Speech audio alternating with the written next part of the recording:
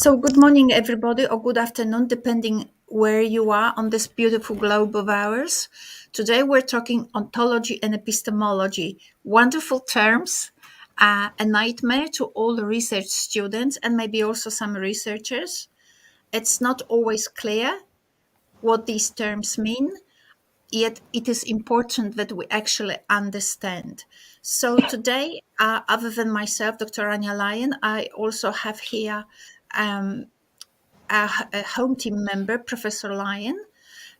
So you already are familiar with the credentials of Professor Lyon, but we also have today a guest, Mr. Nguyen Quang, who is from Vietnam. And as you can see from the description that I included on our PowerPoint slide, Mr. Quang Nguyen is Deputy Dean of the Faculty of Foreign Languages and International Cooperation at Nova College.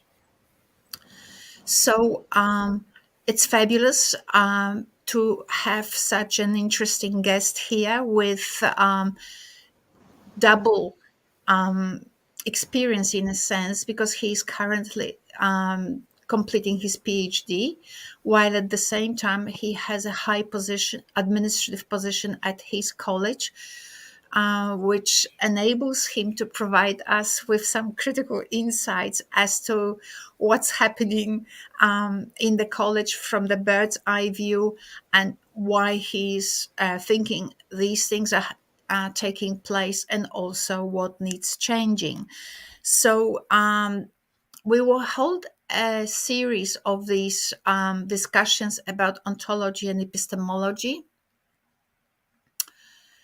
I have here a wrong slide. I don't know why. Anyway, we're talking epistemology and sociology today. In the last moment, I think that I deleted one particular slide, and then obviously have some issues with the title, but nonetheless, we are where we are. So, ontology and epistemology, my expectation is today that Mr. Quang will actually ask us a lot of questions. So, in order to stimulate his brain for all these questions to come out, I might ask first Mr. Quang to tell us, has he heard of those concepts? And are they frequently used in his context by researchers or teachers in his college? Or has he actually experienced them as he was going through his postgraduate studies? Anything. Mr. Quang, if you can enlighten us about your experience with these sophisticated terms, that would be just excellent way to begin today. Actually, I have quite a lot of experience with ontology and epistemology. The thing is that because I really need to understand ontology and epistemologies for every research work that I do. Well, one of the things that is currently very important in Vietnam is promoting research and developing a research community. That is what we are trying to focus in the last few decades in Vietnam. And people start to talk about ontology and epistemologies in every kind of research training. But the problem is they start to get confused. I mean, not confused between what ontology and what epistemology is, but they get confused between the names of different perspectives in terms of ontologies and epistemology. And there's one issue that most teachers write about ontology and epistemology in their research, just like they are doing a ritual. They think that it does not really make sense. It is not. They are not that important. They just need to put that as a compulsory part of their research writing, which I disagree with. That is what I think most novice researchers currently is the problem that most novice researchers facing right now in Vietnam. Yeah.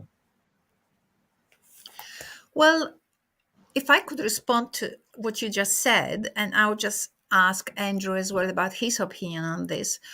Um, I'm actually delighted that people feel that it's compulsory to respond to this question, to these questions, because from my experience, or from this is the message that I got from a home team member, Dr. Lala Bumela Sudimantara. He said that what he has seen, that in his context, at least that he was referring to, and I don't want to speak on his behalf too much and I might make a mistake, but nonetheless, what he has just written in a chat message, he said that these concepts are quite foreign in the context that he was thinking of, and he felt that often they are actually bypassed.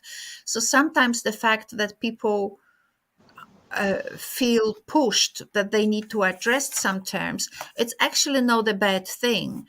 But I don't want to put my thoughts into Professor Lyon's mouth. So maybe Andrew, how do you feel about the response we got from Mr. Quang?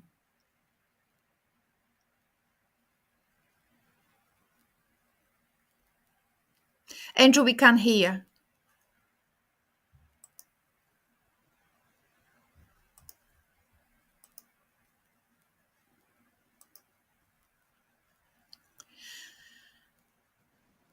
It So seems like you haven't turned on your microphone, Andrew. Andrew is excellent with computer programming, but when it comes to social media, this is really not his forte, I I would was on. say. I was looking at the YouTube. I was looking at the YouTube actually. Okay. Yes. Hello. Um, I actually think nothing about what Quang said. I mean, he's. Uh, I, I think it's good that he believes what it is that he believes. But I think that typically in graduate programs, the words ontology and epistemology are rarely uttered, at least in my context, both in Thailand and in Vietnam.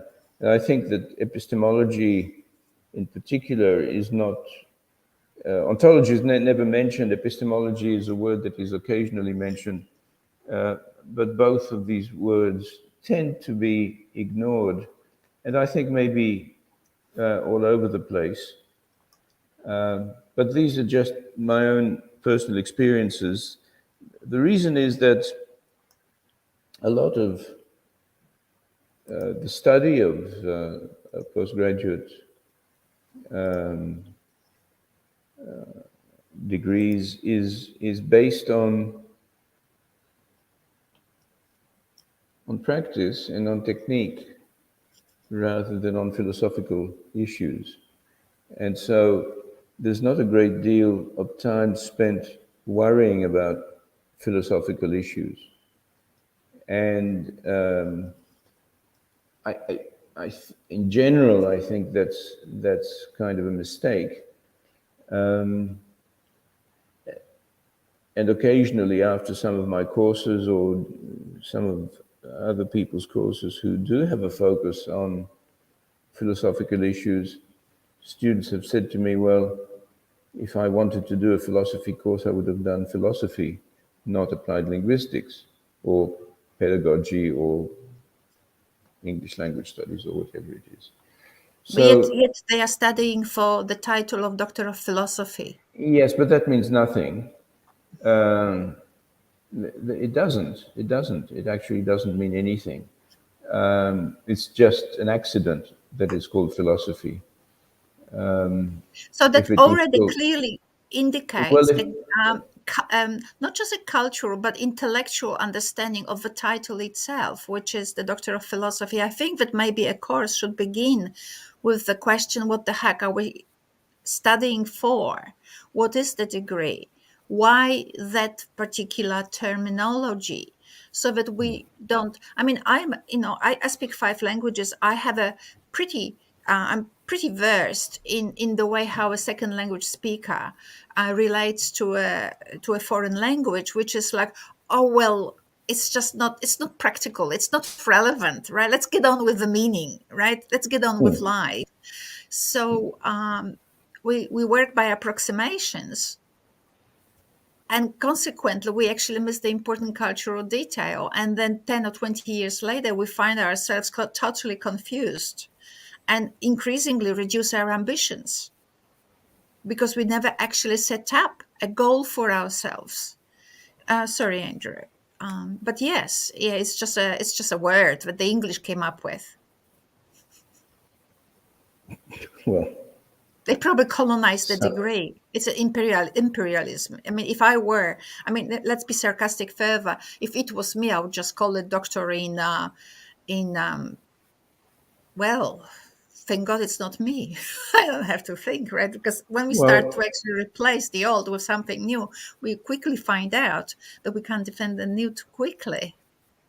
We well. need epistemology and ontology to redefine There, things. there are, they do exist degrees called Doctor of TESOL.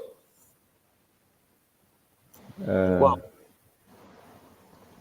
but from my from my perspective, I don't agree with that kind of degree of TESOL or degree of education, doctorate degree of education in TESOL, because Professional the fact degree. is that yes, because the fact is that we have master degree, and master degree is believed to be the highest practical degree for professionals. If you want to be a teacher, just finish your doctorate degree, and if you want to continue with your PhD, well, that means that you want to contribute something to the development of knowledge, and it means that you need to philosophize, and it is not that because of the markets that we change things that really works for the contribution and the development of a field.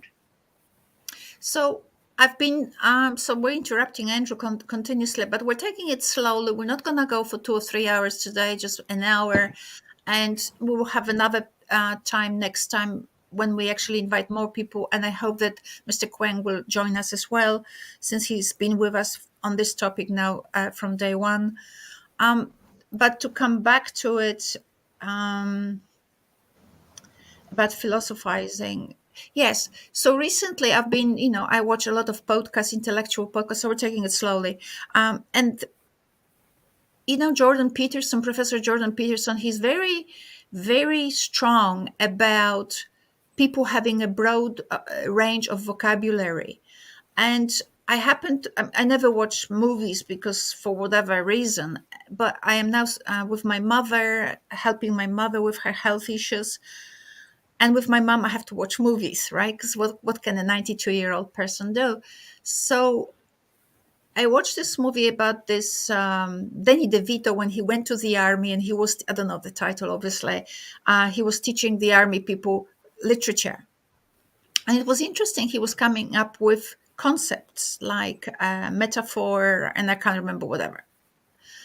And it was amazing how little concepts opened up a way to look at literature, which made it not just interesting from the perspective of the movie and the actors, I mean, the people who were part of the action, but me.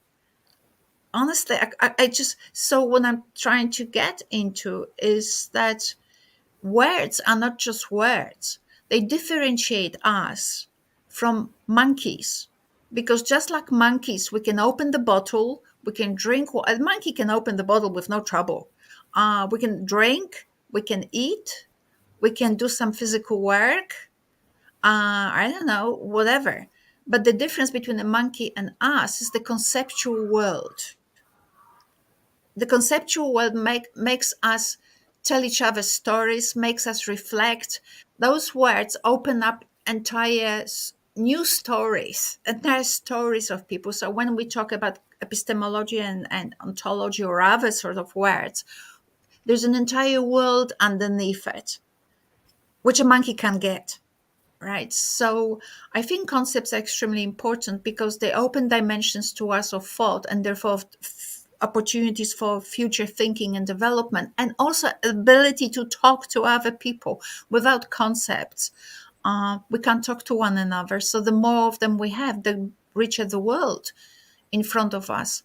But Andrew, I'm taking your time. So, what you said that these things are actually, from your experience, these terms are irrelevant in terms of what people, how people feel. Can you say more? Well, I don't know if I can say more, but I teach a course on what I call intellectual research. This is a course that is unusual because because I think it's the first, maybe it's the first ever course, but it's certainly the first course in Vietnam, because I teach this PhD course in Vietnam. It's the first course where research is not defined in terms of quantitative and qualitative research. It's actually a different exercise. It's about looking at the issue of what research, what the constraints on research are. And I was kind of shocked today because I teach this course online in the mornings on Saturdays, and then I join you guys in the afternoon. And then I learned that simultaneously, my students were now following a course in qualitative research taught by somebody that I don't know. And I was kind of shocked because I was hoping that the traditional courses in qualitative and quantitative research would follow mine and not be competing with mine. So that what people learned from the intellectual research course would then be usable as a kind of a critique of the quantitative and qualitative courses. Now that this has changed, and it changes, I don't know how it changed. Now that this has changed, I'm concerned that we're going to find my students suddenly coming back to me and saying, oh, but somebody in the qualitative course said this other thing. And it kind of, and the reason that it kind of worries me is not because my work is better or more interesting than somebody else's work, but because the focus of the other courses is usually much more technical and does not take account of the dangers of not having a research approach to research itself. So I'm kind of worried that people will say, oh, and this is a stereotype because I acknowledge it's a stereotype. People will say, oh, well, we were told that research in qualitative research is about words and quantitative research is about numbers. We were told that qualitative research is subjective and quantitative research is objective.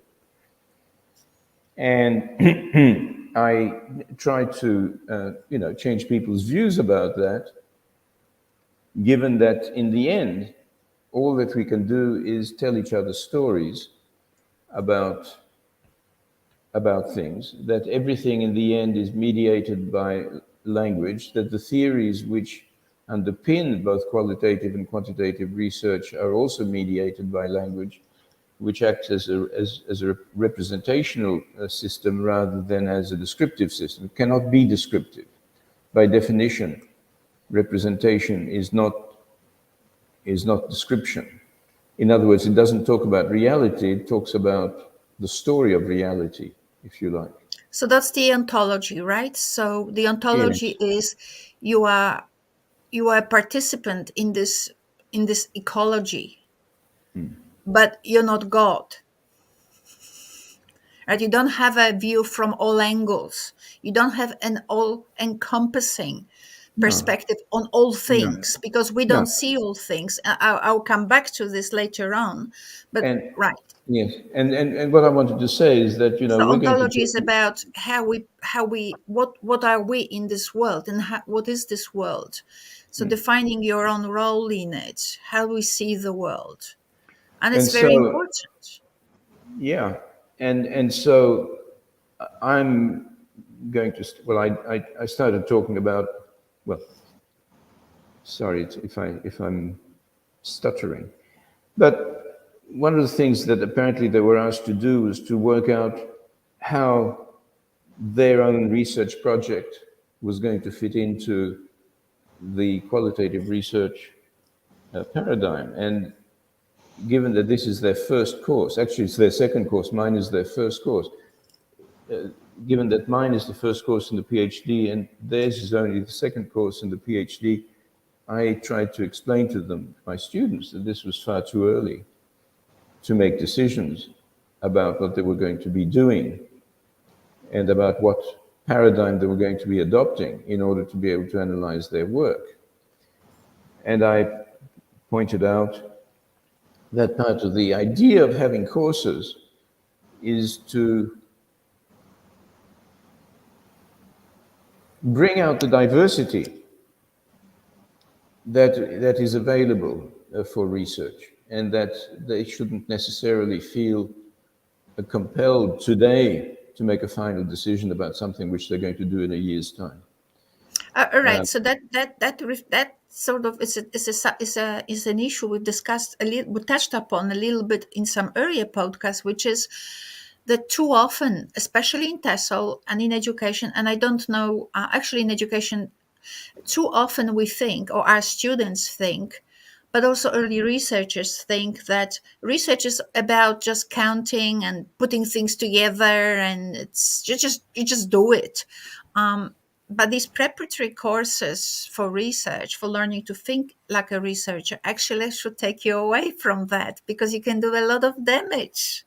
And on top of it, what will happen as a result, when you are too bombastic about your way of thinking of what you're doing, which means your ego is inflated while you're still a little ant, what happens is you waste your life following that bandwagon, and you contributed nothing to the big stem of knowledge.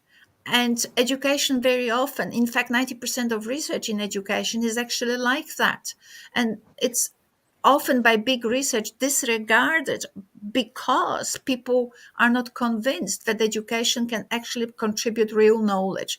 There is no Nobel Prize in education. The, There's a the good fact reason for it. the fact is that because we train people so that they fit into the work markets. But they That is the don't. You see, they don't fit to the world markets. They actually fit into the traditional culture of institutions, and these are two different things. I think that what I might just interrupt a little bit. What Andrew was saying, that he felt that there was a disjunction between what he does, what his students think researchers, which they are perfectly justified to think it's all simple. That's why they are students. But he also pointed to another disjunction, which is between his course and other courses. While I personally, obviously, I have experienced that as well. But I think if we're talking about institutional culture, what should happen is not that everybody has their own fiefdom. What should happen is institutional dialogue between the different cultures that we bring with us into an institution.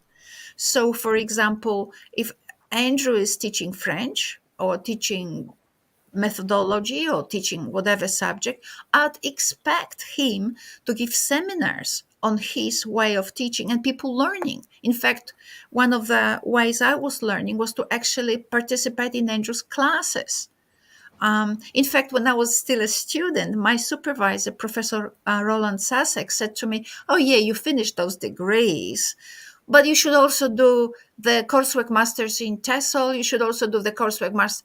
I mean, I was doing PhD and I was submitting assignments for coursework masters in all other subject areas. But my supervisor said, if I don't do it, he will not work with me. I mean, he didn't care. He wanted me to have, because I finished German studies, he wanted me to have an Anglo-Saxon culture to learn how they think, some other things to learn how they think. He pushed me into that interdisciplinary dialogue. But I think that should happen not just at my individual level, but that should happen at the institutional level, so that people actually from Andrews University or in the course in which he teaches, that people should know what he teaches and why he teaches. This is Yes. what makes progress. I just wanted to throw in something before I forget it, and that is a kind of slogan. Research is not a technical issue, it's an intellectual issue. And far too often, we transform it into a technical issue, which is what you were saying, Anya, about people rushing to do research. I'm going to do this research, I'm just going to count numbers or whatever it is.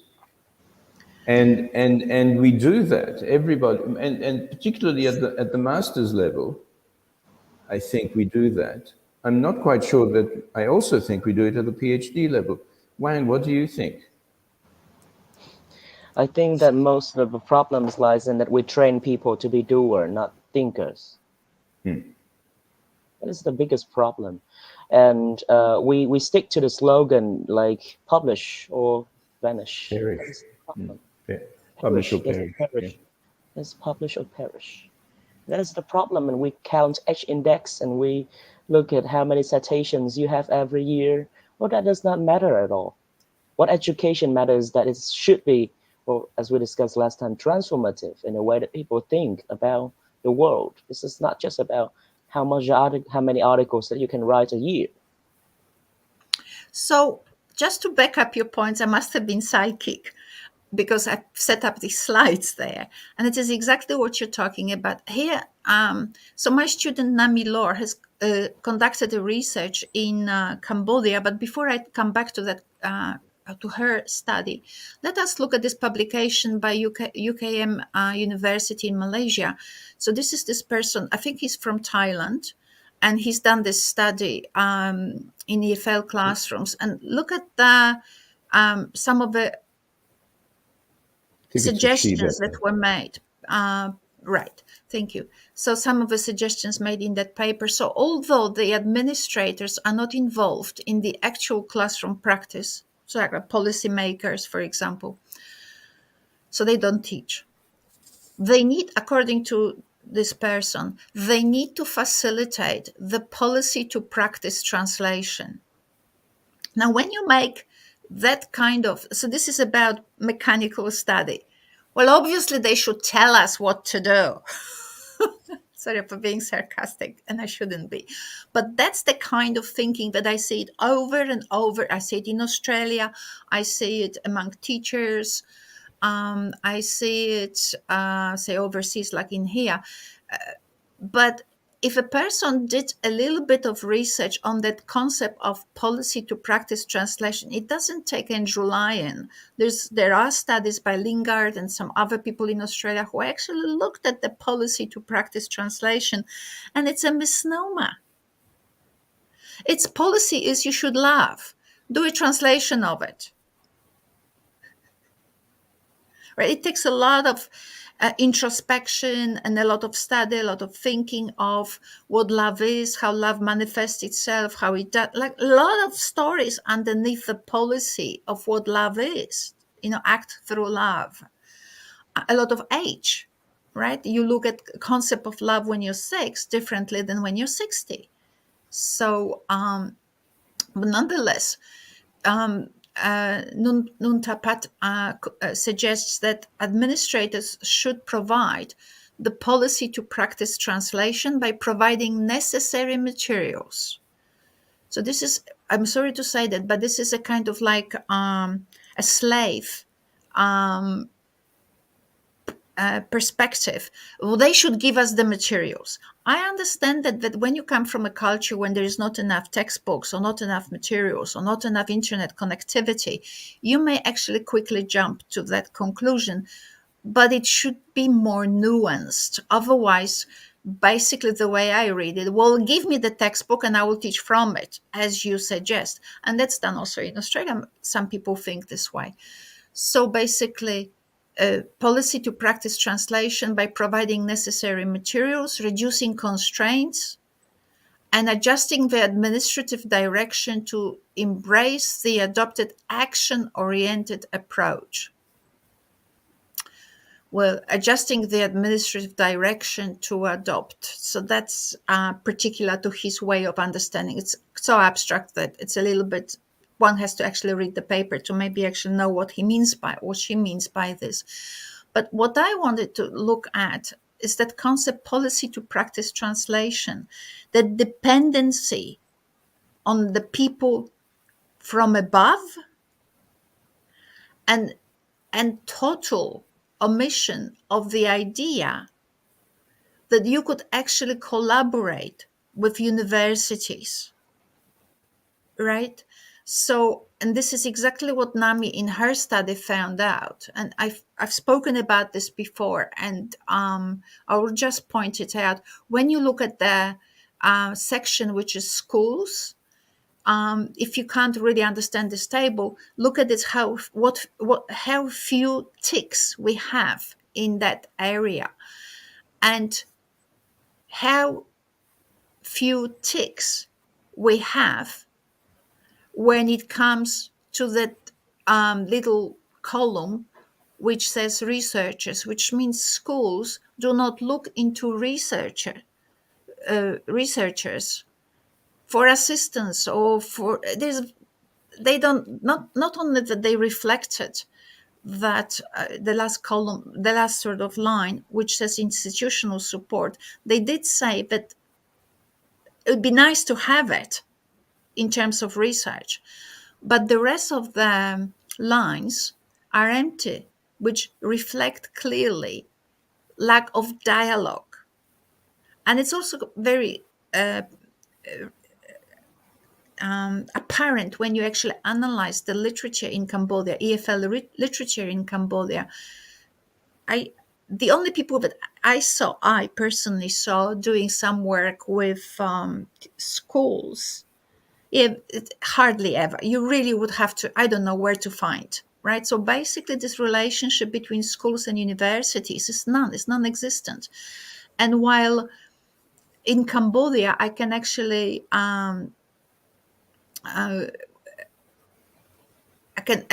see it because I've done my work there. But also in Thailand, when it comes to the to expectations that even researchers have, or researchers have, and also teachers reflect through the conversations that this particular person has done with teachers, that relationship between researchers and schools here is not actually identified. What we see is just tell us how to do it. Just tell us how to do it, which is what Mr. Quang was saying, right? It's like a professional doctorate, a doctorate in tricks. And I think what Andrew in the past, when I heard him talk, what he was saying, that education is actually seen as such a practical kind of a school of tricks field. And that's why education is not seen as an intellectual field. Because if it even does look at philosophy, say, many researchers do, obviously, but we were now saying that this is bypassed in research degrees as in your experiences. So even if we do, somehow that concept of education and thinking gets diluted, and we end up with a culture where people basically say, just tell us how to do it, and the policy people should tell us, just tell us how to do it. And I think that I really want to say that I think that education preparatory courses are here the guilty party. So you see, we still didn't go into the concept of what's ontology and epistemology. But what's most important is actually to indicate why we are talking about those, because they are absent. And not only they are absent, they are seen as irrelevant, as pointed by Mr. Kwang and Andrew, where these relationships between you and backed up by research, where these relationships between thinking and practice are not necessarily seen as relevant. Education is just putting the information into students' heads. Just give us the materials and we will give it to students. Well, the notion of just tell us what to do and we'll do it is really quite common and is actually reinforced, I think, by some quite famous people who, instead of dealing with philosophical issues, tell us what to do. Tell us what to do, in the hope that we'll do it. Yesterday we had an example of that. Not yesterday, 2 days ago, we had an example of that when a very famous SLA person was telling the collected people what to do. I had thought that he would have spent some time explaining some issues around it, as well as perhaps telling us what to do. I mean, there's nothing wrong with telling us what to do or giving us processes that may be valuable. There's obviously nothing wrong with that. But there was no attempt by this person to connect the philosophical side of things with the practical side of things. It was just, Sorry to interrupt you, but I also wanted to point to something in the way you are talking right now. Look how Andrew goes, how gentle Andrew is. We can never point the finger to a person who did that. You will not name it because maybe the person gave a seminar, agreed to talk about his or her work. You don't really want to make a person lose face. And this is another problem I have. We got to a point, and I don't know every culture, but definitely in the Anglo-Saxon culture, you really don't want to point the finger and say, Anya Lyon said. So in that case, we don't have a true dialogue. What we do have is you do your research and you write whatever you write. Nobody is reading it because they read their own echo chamber stuff. Echo chamber, which is like whatever you say comes back to you, right? So you basically sit with your crowd. You only listen to your crowd. When someone comes, like in Andrew's case, and says something else, well, we don't mention their name because so basically what I'm saying is we're sitting in these echo chambers, and when a person comes in and gives a seminar, we don't want them to lose face, so consequently nobody stands behind their opinions. I don't mind telling you who it was. It was Rod Ellis, and who apparently has an H index of 108, and we're supposed to be and of course it's extremely difficult to get that number. The reason I mentioned the H index is because it was mentioned by the person who introduced him, who only had a mere 33, which was apparently quite good. So she was very happy with herself as well. But the interesting thing is that Wang was also present at the conference. It's a conference where I was one of the keynote speakers also.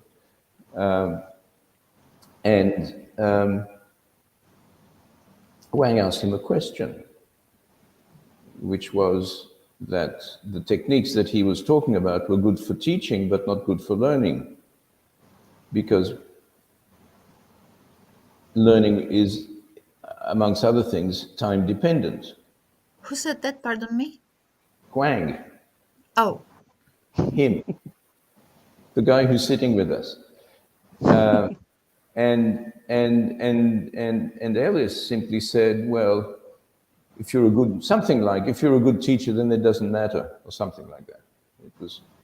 it was a throwaway line by Rod Ellis to say something like, well, that's, and I think he said something more or less exactly what I'm going to say. Well, that's where being a good teacher counts. I don't know if Wang remembers that line, but I do. And it's kind of interesting that there was no questioning of the context of his work, which was some focused task-based learning activities, which, well, I won't say any more about that. Quang, what do you have to say? Because Quang has a wonderful ability to be the first to ask questions. I don't know how he does it. In the midst of 150 people sitting there, he's always the first to ask a question. Because let me tell you the truth, because other people don't ask questions. But that is not just what happened in a conference. It's what happened with education. They don't ask questions, and they're afraid to deviate from the mainstream. They're afraid of being threatened by powers, by what is called a mainstream, and they're afraid to be different. But education, I think, Or they think they're gonna look stupid, right? But I haven't read everything, therefore I will not ask question. Maybe I will ask a question when I'm a professor. Well, maybe you will never get to the point you are a professor because you never ask stupid questions.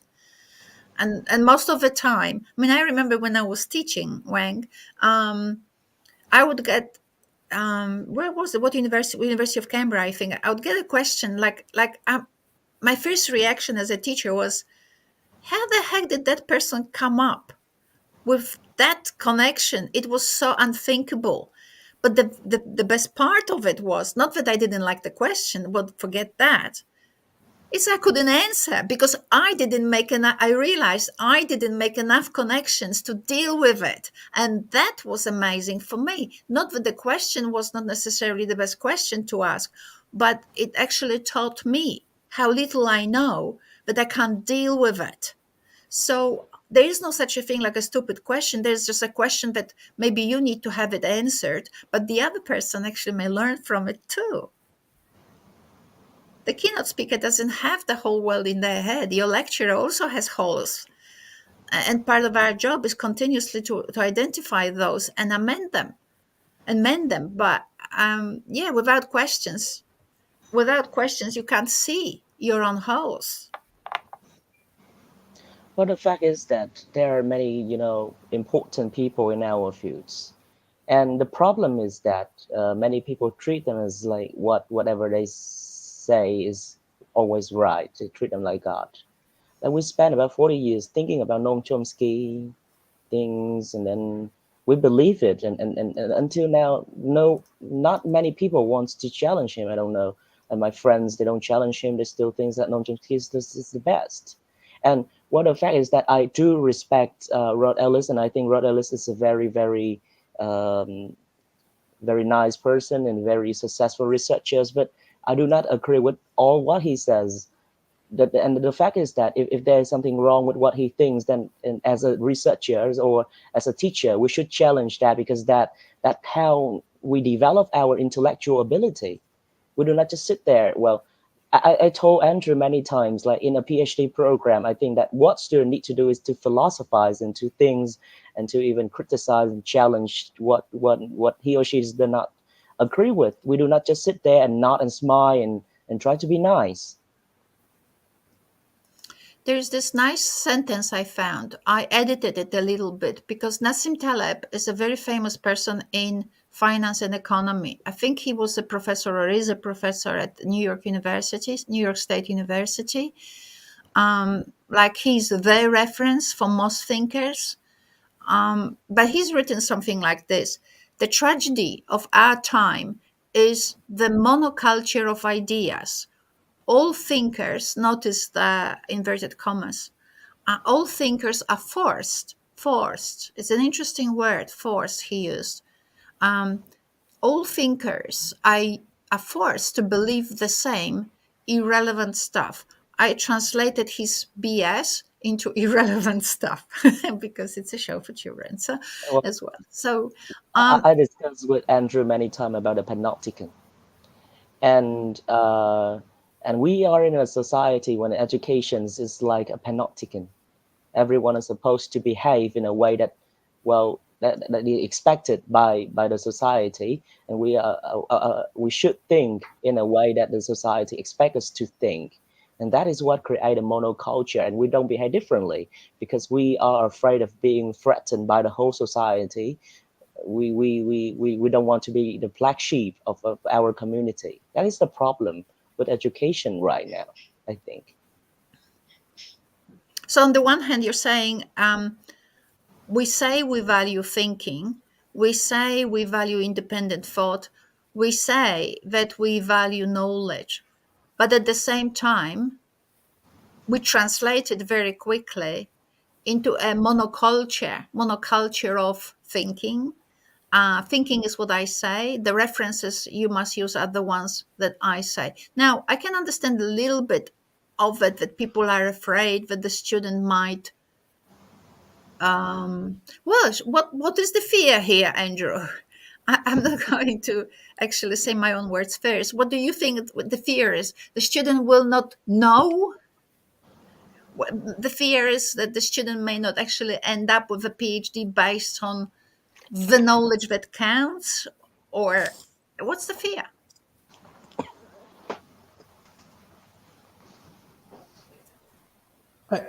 It's a very good question.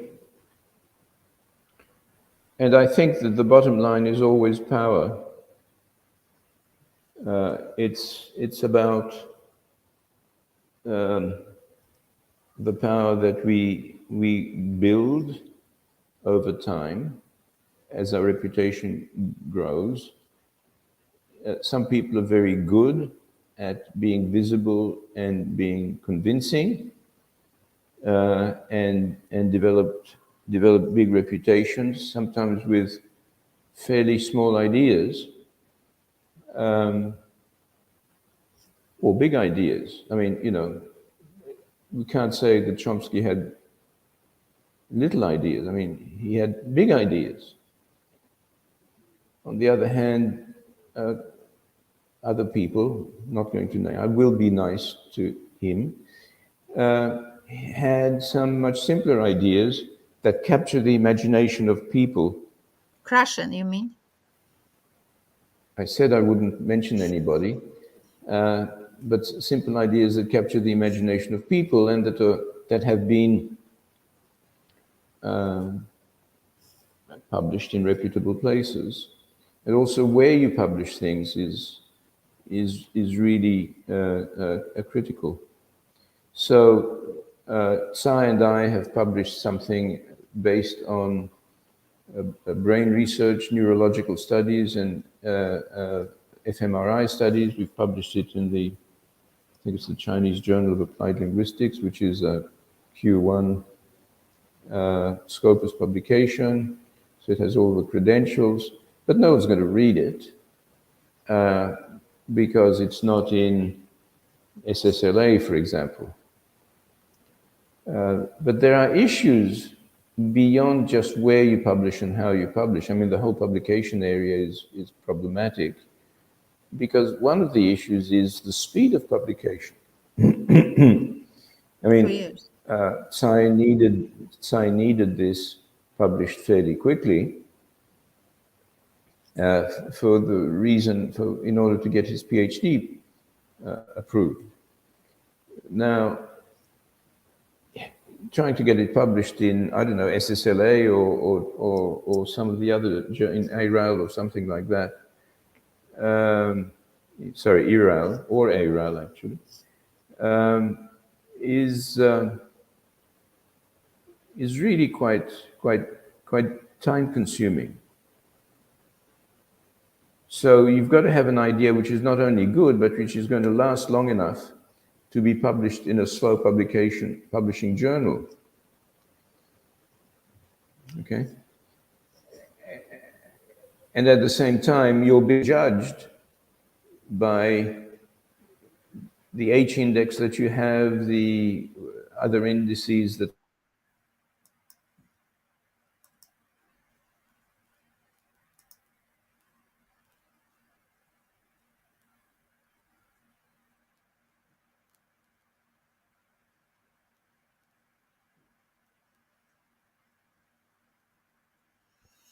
Did we lose Andrew a little bit? His internet connection is not stable, I think. Yeah, so I think that Andrew will come back to his point. Hopefully, he will return shortly. I don't want to prolong this conversation, this podcast too much today. We'll see how we will run. But we had a question from Lala, who is watching our broadcast from Andrew.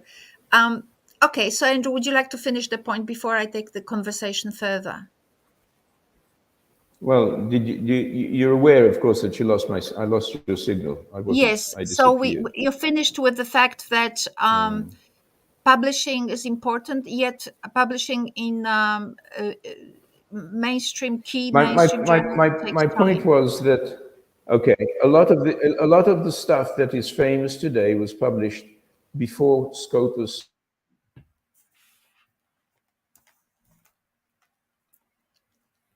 Ranking was invented, arrived. yes. Before ranking was invented. I mean, most of my publications are before rankings, are before Scopus. And so I don't get a high Scopus listing because they didn't exist. So it's really quite tough. But so people published in MLA, in IRAL, in SSLA, and so on. And so and then, as I said, they had an idea that captured the imagination of people, and so everybody understood it, and it seemed like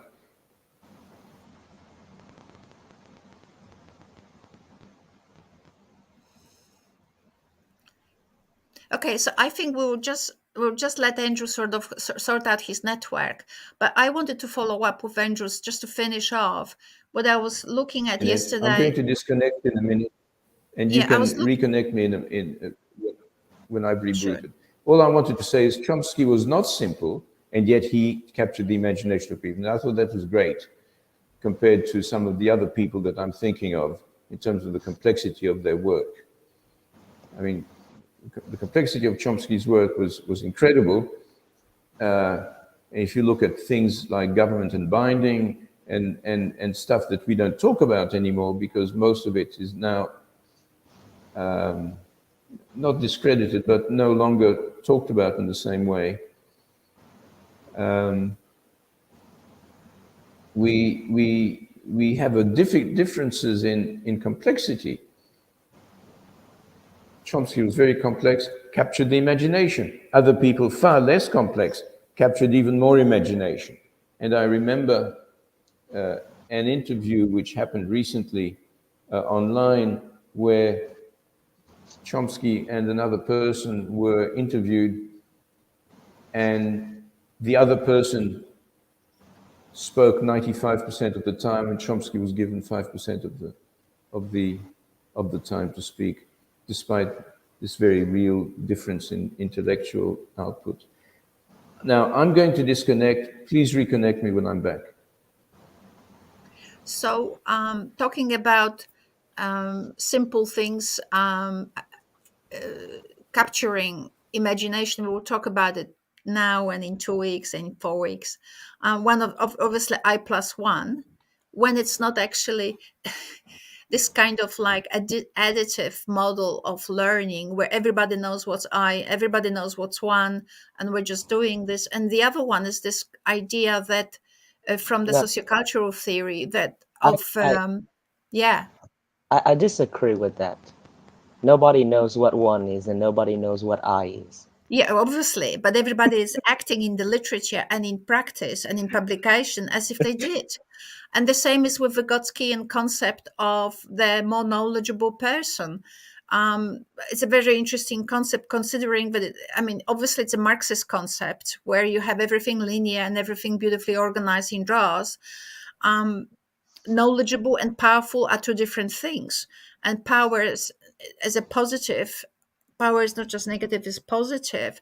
So so what I'm saying is that in the literature, quite often in the ESL literature or EFL literature, the concept of scaffolding and the concept of this more knowledgeable person become now reduced to, they are not explored in terms of sociology, concepts like habitus, concepts like how tools that and concepts that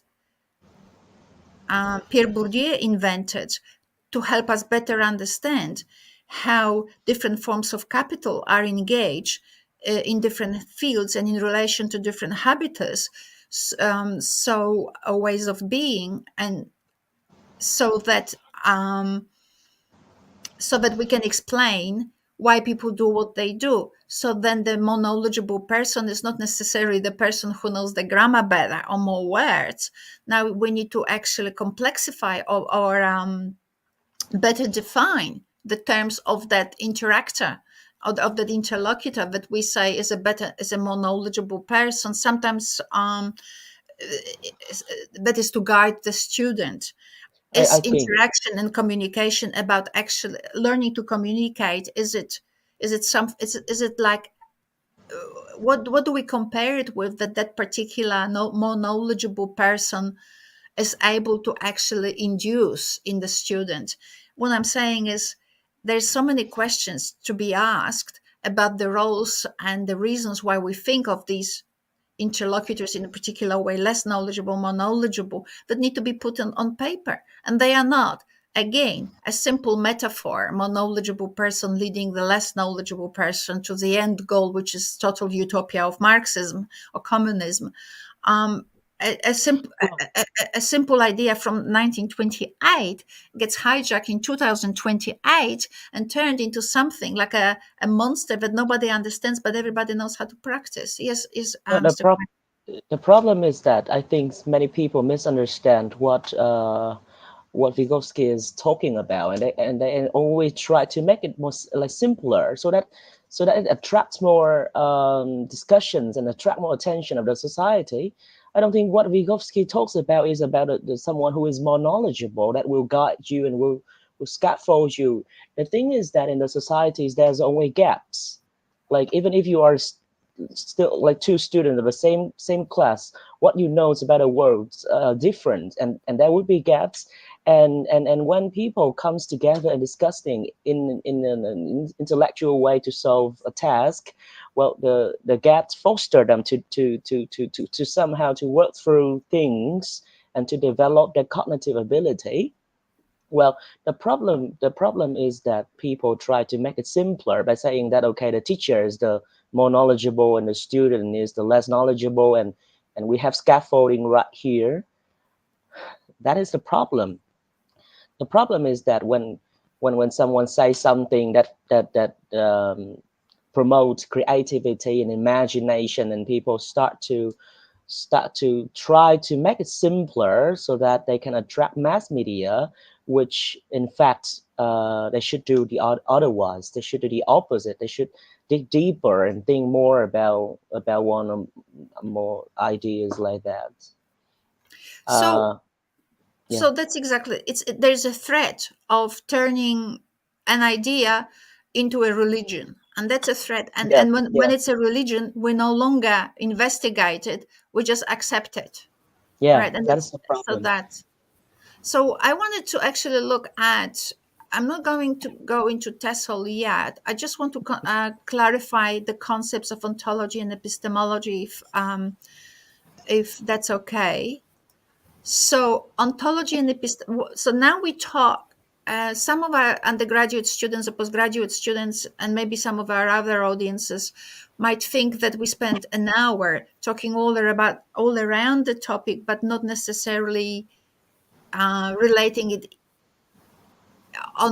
directly into these with those concepts. But we actually have been, in my view, because the idea is actually to first talk about the institutional culture and how people practice these cultures, and why do we think people practice these cultures in these specific ways. Because if we are to talk about ontology and epistemology as a thing that you put in front of your research by force because you're forced to, then it clearly indicates to us that our job as researchers and as teachers of foreign languages is really treated very lightly, and we might actually be promoting culture where there's no thinking required. And not only that, there's no need for collaboration with university people because we just do what the policy people tell us, and if they don't tell us, we just yell at them. So understanding the context of our practice is important, and understanding also is important because we can now see better the relationship between how we see our own job and what is out there in the world, not just in our context, immediate context of work, but also out there. People talk about concepts other than just educational tricks or strategies, or I don't know what you call it, lesson designs. They talk about, they have big concepts. Big concepts have open to us entire worlds of thinking that, unless integrated, we're not much further than our cousin apes. So in order to not to be ape-like but human-like, we need to build our conceptual worlds. So if we answer the question what's ontology and epistemology, and maybe today or later on we might actually be coming closer and closer to examples from the literature, TESOL literature, what might happen, these two concepts may actually help us evaluate literature, what people actually research and how they frame their research questions or their research foci. And not only that, they may also help us to develop ourselves. If we understand what ontology and epistemology is and how they relate to foreign language pedagogy, we may actually learn a way to help us develop ourselves. So once we can critically analyze what other people do, that gives us a beautiful literature review. And it also enables us to ask some questions. And if not, when we hear other people, we might be able to now use what they say for the purpose of better understanding what needs to be understood and done in our own context of practice. So, and ontology and epistemology cover questions regarding what we know and how we know those things. In other words, to quote Foucault, where do our truths come from? So ontology asks us to be specific about how we see the world. Epistemology asks us about the processes. How the heck did you get there? Right? So some people say, for example, our colleague, Dr. Sandro Barras from Michigan State University, he was here a few weeks ago, and he said to me, he sees ontology and epistemology as the same. Well, I don't agree with him, but the reason why he says it, because they are two ends of the same thing in a sense only. So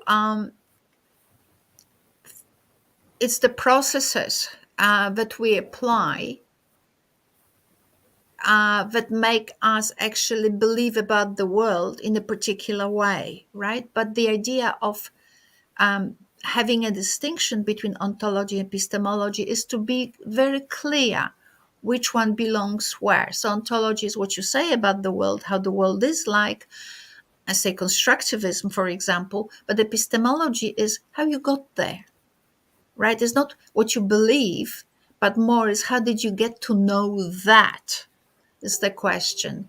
So now we may all agree on constructivism, but maybe how we got there might be different things. And consequently, we still might be constructivists, but actually in very different intellectual paradigms. So how we see the world and why this way frame our research methodology and justify the methods we devise for our research. When the links between how we see the world and why and the research methods we use are broken, then the research has a diminished value, if any. Right? So when you analyze someone's research, the last thing you do is how many participants there were, and whether the researcher said it was a qualitative or quantitative study. It doesn't matter. The first thing, as an experienced researcher, you do is to look at how they construct the world and the participants, the learner, the role of a student, the role of a teacher, how they see the world, how they got there. And then you may look at whether the way they designed the research is consistent with those statements, because very often these consistencies are not there. I was I was very young. I was 30 or 29. I went with Andrew to some conference in America, and we went to a ZIC, which is the special interest group, with people who are actually doing. They were teaching computers to hear, which is now you have this what is it called? I keep forgetting. Like the computer can hear. Like the Siri tell me what time it is or whatever. So these people were developing those systems, and they were asking the right questions of each other. In the midst of it, a woman stood up from TESOL, and she said, I don't know what you're talking about. The world is clear. You pronounce the phonemes, and the computer hears them. A is A, B is B. And I swear to you, it was really a sad scene. There was like 60 people in the room. One woman stood up, said that everything is clear. What you pronounce is clear. The computer hears it. And so what's the question? Everybody looked at her because she spoke, and nobody gave her even an answer. The question, epistemologically and ontologically, was so ancient. What she asked, I don't know how many thousands of years, I don't know where people would ask this question, right? It was so out of this world. The world has moved past that concept of what speech is, that nobody even granted it an answer. Because where do you start?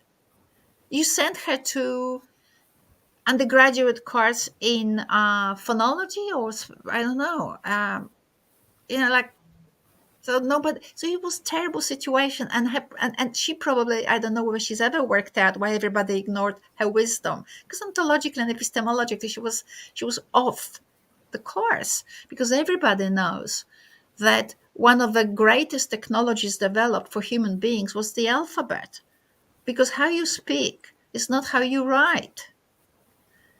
What we did, we have created a representation of speech. We didn't actually create a reflection of speech, right? It was an amazing step to create. And what we think we say, it's never there. And the computer that captures speech knows exactly that you never said what you think you said. And that's why understanding spoken speech is such a problem. And that's why machines needed a number of approaches to solve this problem, right? Either through compiling data and statistically deriving at it, or by trial and error. I don't know. Either way, they had to develop an approach. And I think that they developed I don't think they developed the best approach. I think that they actually rely on a lot of data because computers can manage it, but I'm not sure if it's the best way. Either way, the artificial intelligence people knew that the computer has to learn, just like a human being. You can't really program it. You actually have to learn. So every machine was learning, and then machines were learning from one another. Right. So that was the next technological step, from alphabet to now machines learning from one another, which is probably mimicking what we're doing, learning from one another. So not from a more knowledgeable person, but learning whether it works, what we're doing, which means learning about your own self-power. Right. So it's not about knowledge, because we could be stupid and still be a professor. So it's not about actually being more knowledgeable, but able to affect right? Are you able to affect or effect the desired effect, right? Are you able to act in a, and complete your goals? So anyway, so how we see the world and why frame our research methodology, and that's what you check first as an experienced researcher. What the heck are they talking about? And then you look at the links that they create in terms of research design with that epistemology and ontology. And that's literature review. Not, oh, they had three participants and these people had 35 participants. Who cares when the ontology was wrong, when the epistemology was wrong, and the person still thinks that pronunciation is clear and that all the computer has to do is to recognize speech. So I always use this example to reflect the concept of ontology and epistemology. So rather than going straight to the point, which is how it is in TESOL, let us first understand the concept itself. So Bruno Latour is a French philosopher of science. He's not a scientist, but he's the director of the most important lab, science lab in Paris or in France, right? Because they put the thinker there in place, not the person who can work with tubes. Very interesting. So Hanum, look, the names in Asia are the strangest thing on the planet. So instead of being called Widya, she's actually called Hanum. Hanum was my PhD student and Andrew's PhD student, and she actually quite nicely integrated that Valladolid controversy into her discussion about the epistemology and ontology. So let's have a look. This is such a nice story.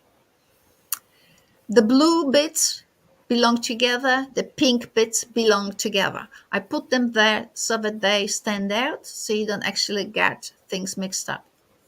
It's a lovely text. The controversy referred to two different research methods applied in the 15th century, one by Amerindians, American Indians, and the other by Spaniards. You know how the Spanish went there, the conquistadors, to take over the land. So two different research methods were applied to explore the same problem. Isn't it interesting? They all had the same problem, but looked at the world differently. So they devised two different methods. So the problem was, what was the nature of the people they fought? So as a human being, you have ethics. So consequently, you want to solve the problem of the guy, who are the people you are fighting and killing subsequently.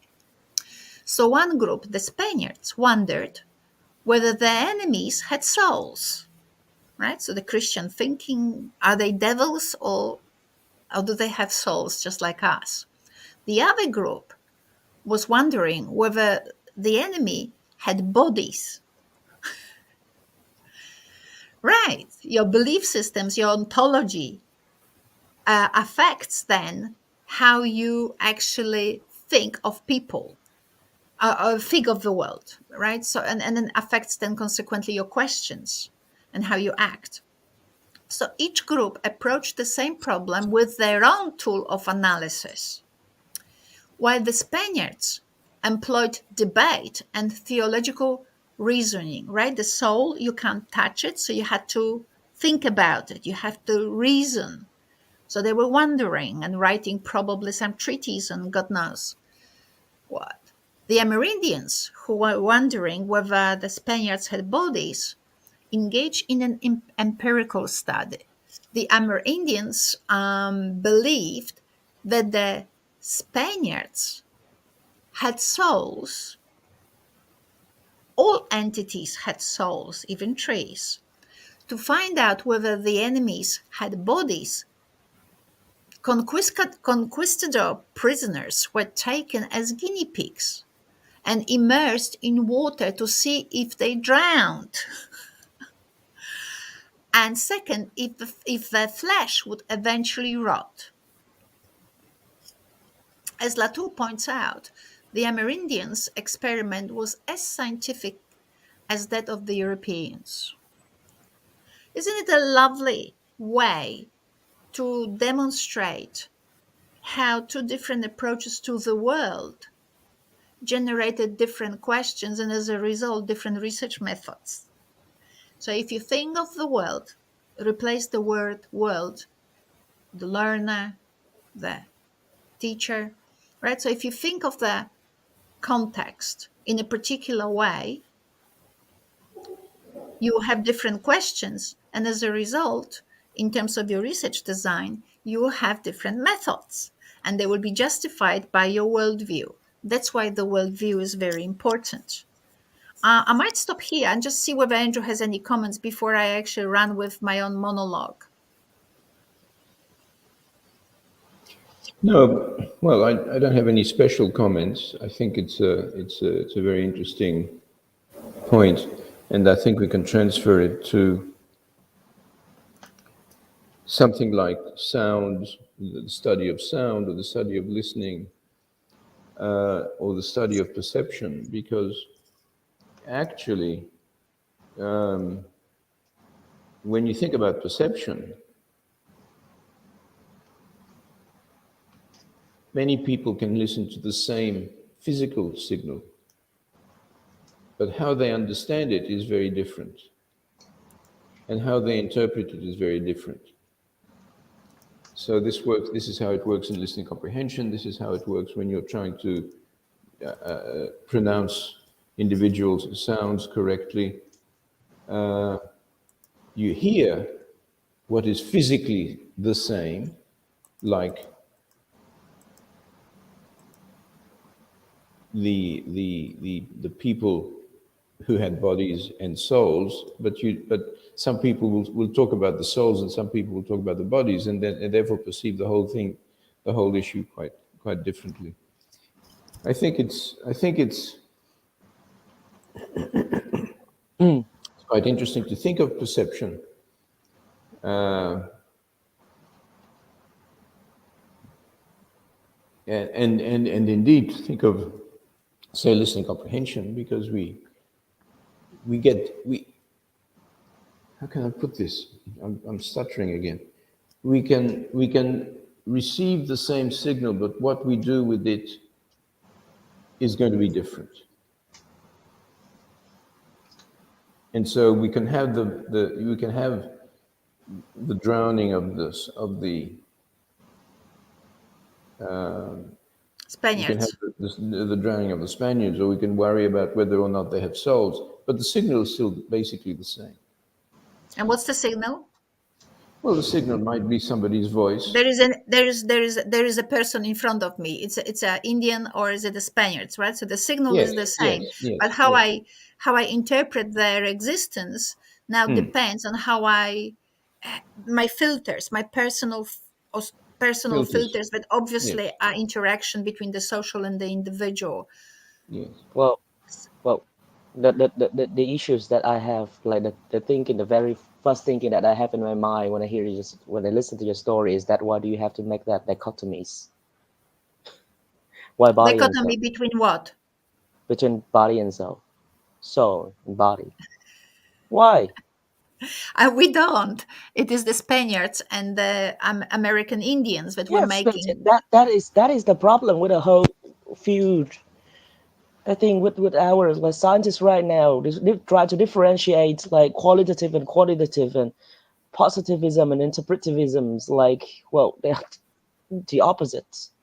Why? So, I think that what happens also in research, when I started to, so I understand the criticism of positivism, and when you look for the positive evidence of your own theory, then you can justify everything, right? The world is, I've got a slide for that, and I'm just not going to go there today because we have to finish very quickly.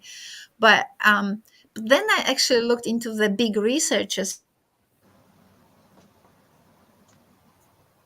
Hello. in positivism, right? Have Hello. information. But when I looked into big researchers in positivism, like the scientists themselves, they were never saying anything that you will not nowhere near uh, that would uh, be close even to what people say in research methods textbooks, right? research methods textbooks represent those scientists from positivism as if they were idiots, right? As if they didn't know that if you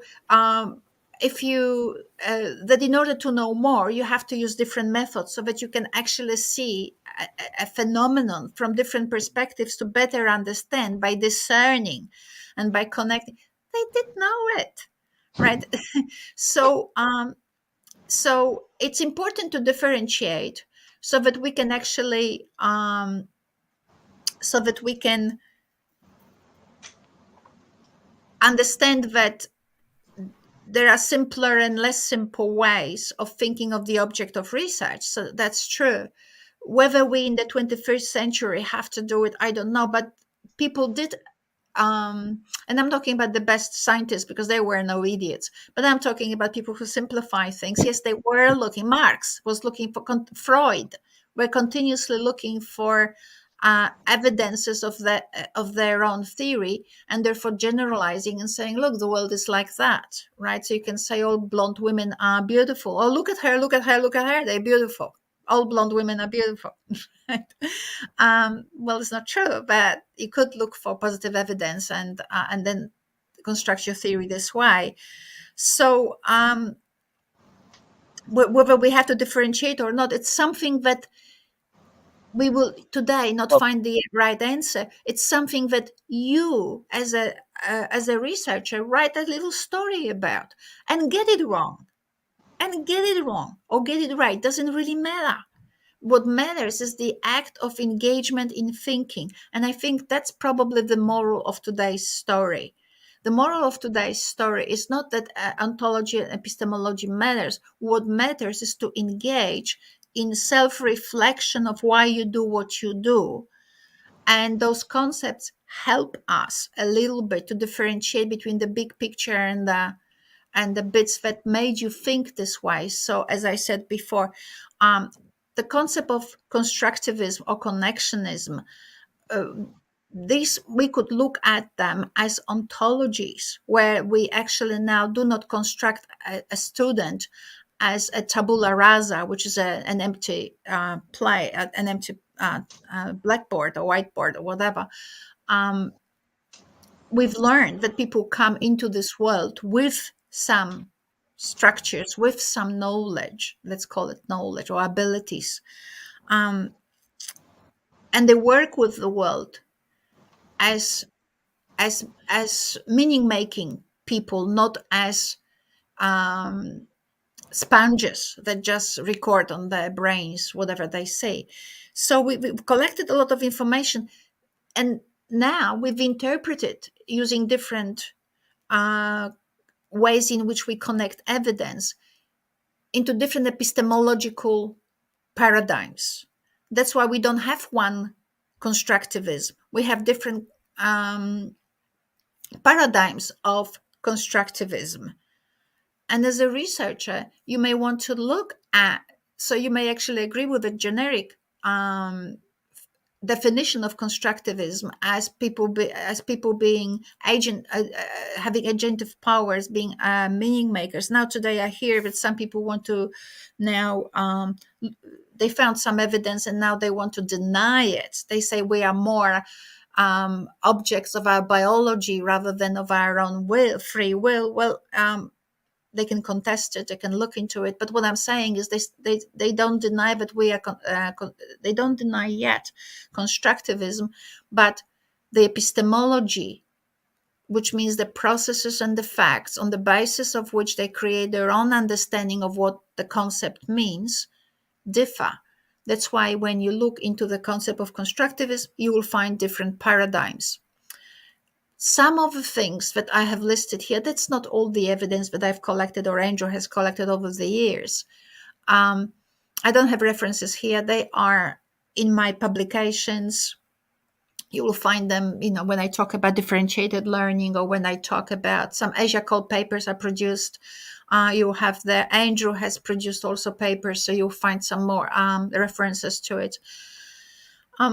So they're not all of it, but this is the evidence that creates mine and Andrew's epistemological framework, and not only ours, lots of people are within the same paradigm.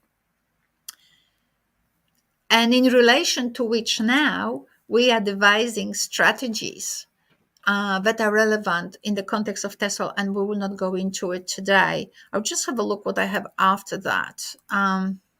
This and this, yeah.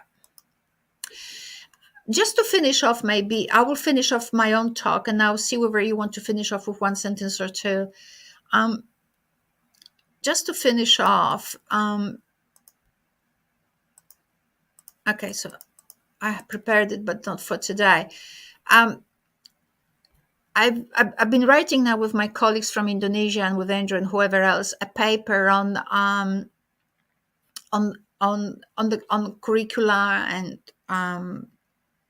problems with current curricula in terms of teacher education and practice and all of that. And it's interesting. I re-looked at the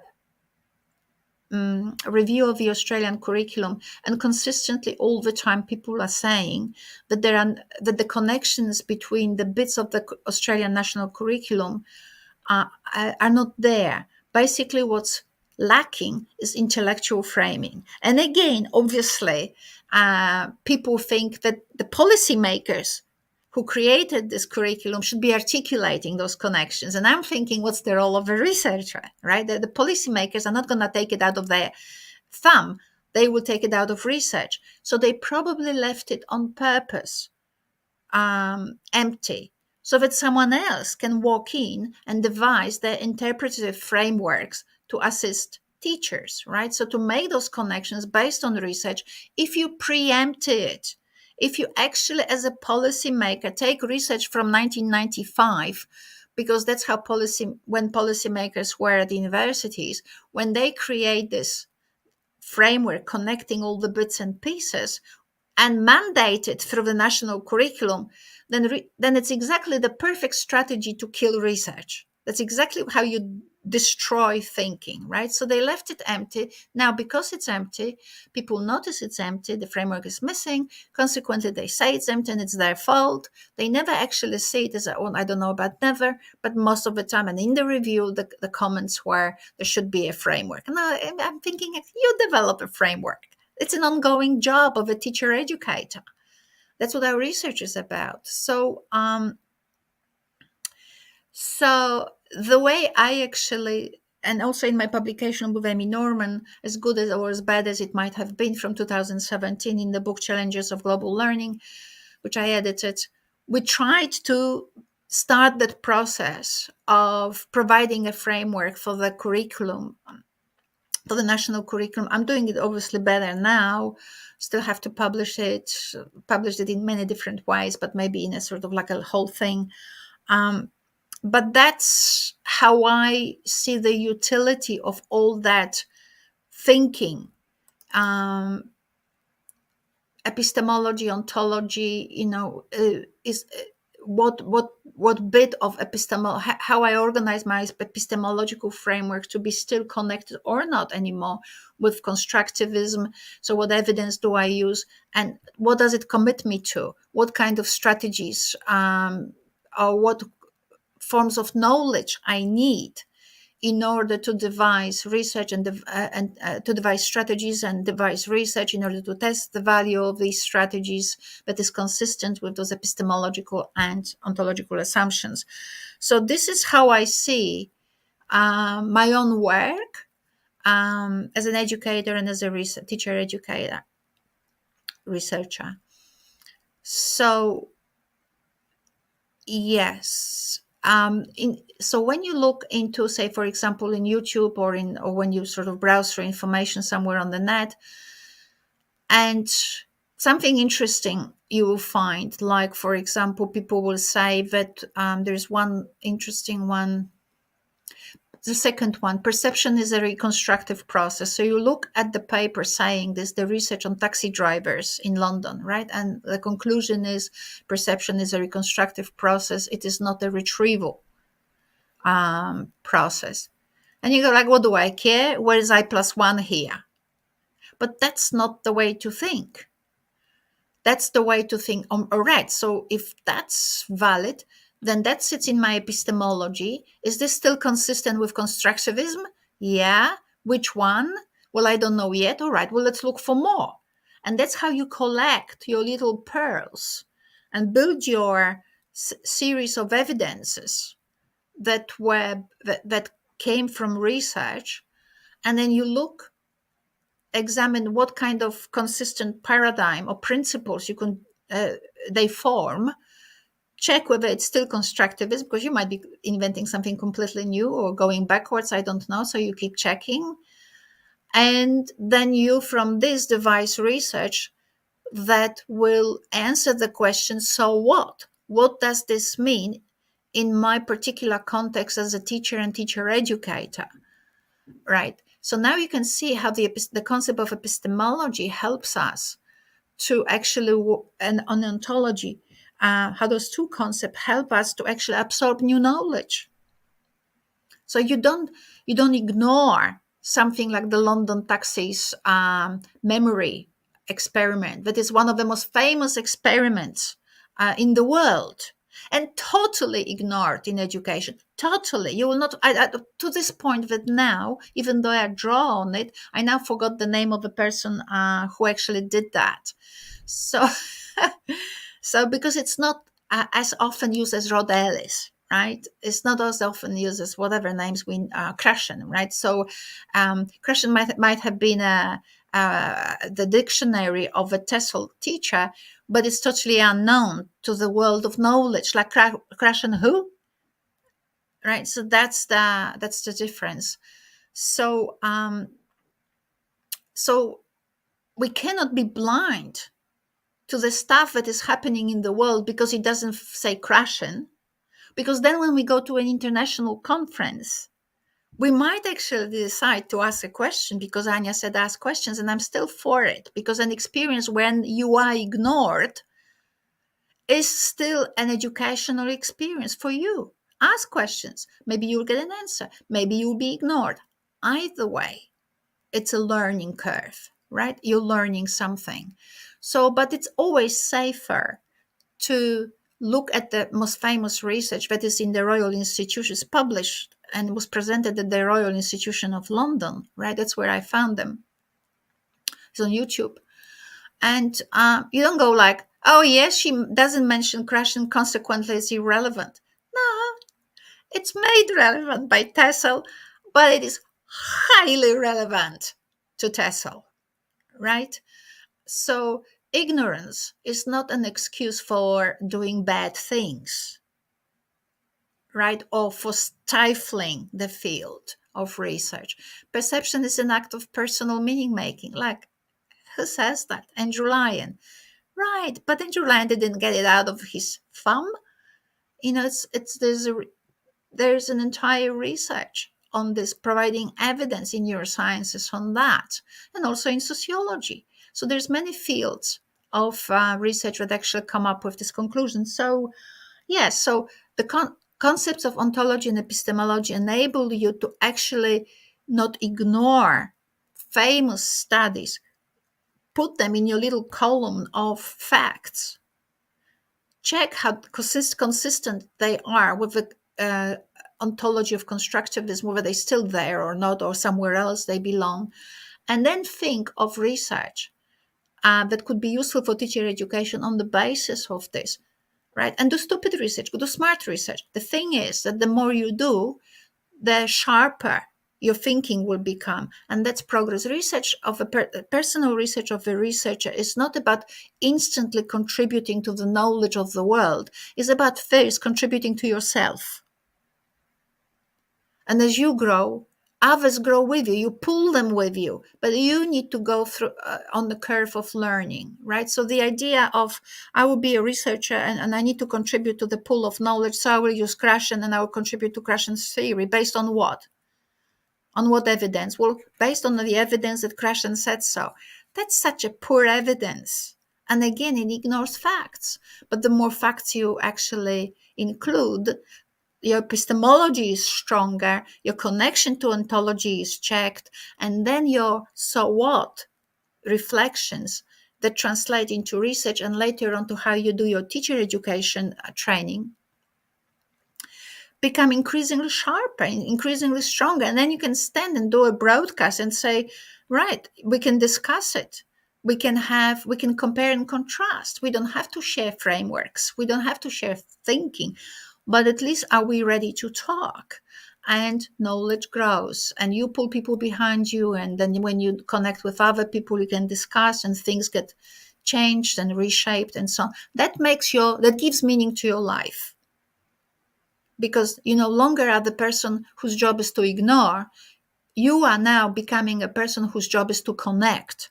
And that's interesting. That's where thinking sits. Connecting things and translating them into practice, exploring how relevant your connections are for practice. And we might finish here. Mr. Wang, would you like to add something? Or Andrew has disappeared. Don't know what happened to Andrew. Probably the connection is sort of ambiguous. But Mr. Wang, would you like to add your last sentence for today?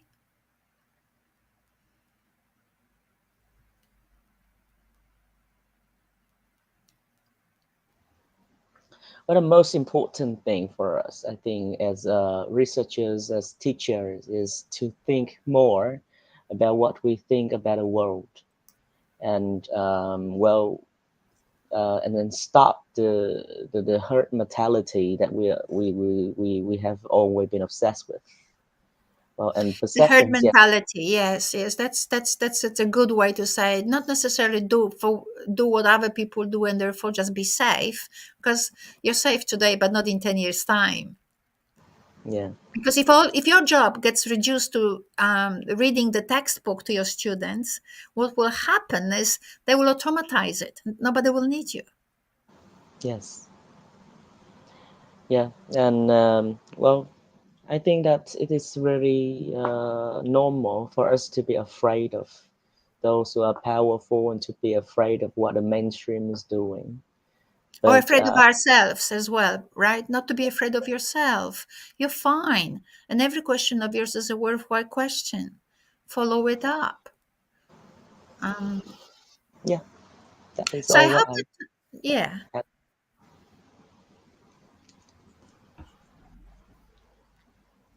Yeah, that is all what I have to say, I think.